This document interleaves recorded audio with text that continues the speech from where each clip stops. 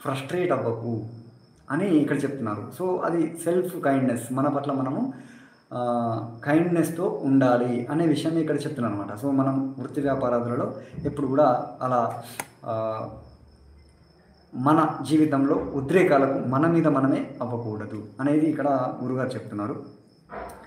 అలాగే ఇతరుల పైన కూడా నువ్వు ఉద్రేకానికి గురి కాకు అని చెప్తున్నారు. దాంతోపాటు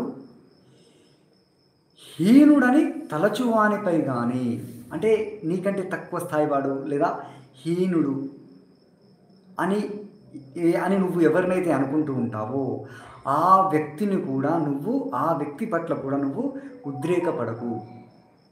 సో నీకంటే తక్కువ వాళ్ళపైన కానీ, నీ చుట్టూ ఉన్న వాళ్ళపైన కానీ, నీ పైన నీవు కానీ ఎవ్వరిపైన కూడా నువ్వు ఫ్రస్ట్రేట్ అవ్వకు అని చెప్తూ, ఇసుమంతా అంటే కొంచెం ఇసుక రాయంత కూడా నువ్వు ఫ్రస్ట్రేట్ అవ్వకు, ఉద్రేకానికి గురి కాకు అని చెప్తున్నారు.